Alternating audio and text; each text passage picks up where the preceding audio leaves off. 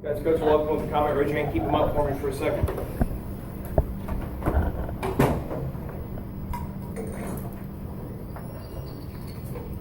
Well, that was obviously a good win for us.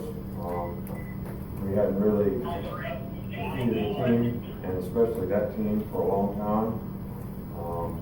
Haven't done it at home. So, our players come out and really took care of business in the game, and I think there's a lot of things that we can sort of learn from this game, and I hope that the players have the disposition to learn, from it. We had some drop balls, we had some miscues, we had some too many penalties. They had some big plays that we need to eliminate on defense. But all in all, I thought the players really responded well, played hard in the game, played tough in the game. It was a physical game, and we're pleased with the outcome. Nothing's perfect, but we need to certainly work on the things that we need to do to improve. We probably had Deshaun Hand probably will be evaluated in the morning, but he probably has an MCL strain.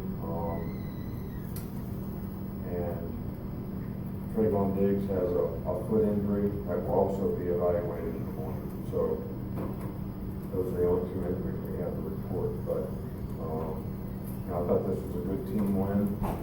Played pretty well on both sides of the ball. We had a tremendous amount of respect for Ole Miss and their offense and their firepower and their skill guys and the quarterback. And they made some big plays on us, but all in all, I thought the defense did a good job, especially on third down.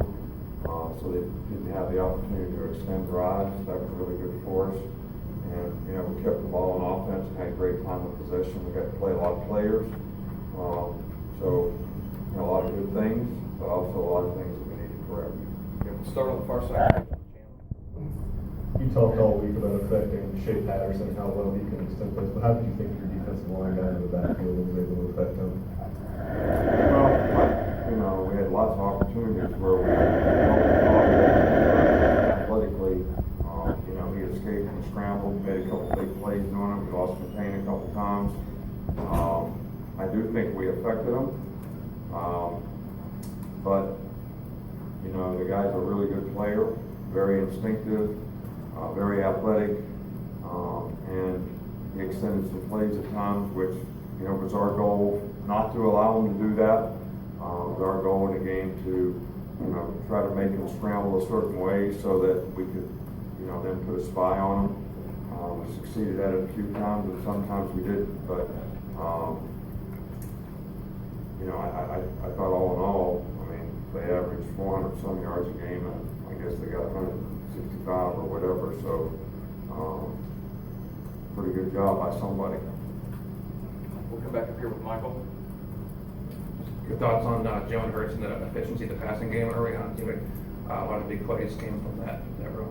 I couldn't. Jalen Hurts and the passing game early on, it was pretty right. Well, we missed some throws early. The first drive we had a couple guys open, we missed them. But we made some explosive plays in the passing game, and I think Jalen settled down in the game. He seemed like he was a little out of sorts in the beginning of the game, but he settled down and played really well. Did a nice job running and passing in the game.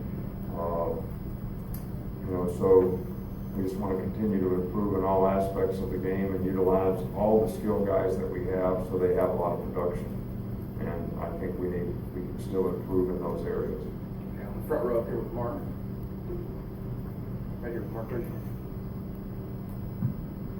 Just wondering from the sideline, were you able to see the hit that Deshaun took to the knee, and if so, what were your thoughts on it? I didn't see it, so I can't comment on it. I'm not a doctor. I don't have any thoughts on it. I know what the doctors told me, and I told you what the doctors told me. Okay, we'll stay on that side. Alex? It was good to see the second and third team got the backups come in and do the 28 points once they came in. It was good to kind of see that group kind of start things on a little bit. I don't know if I'm going deaf or you guys need to talk in the microphone. Why do we give them a microphone if they hold it down here? It's like the second team offense.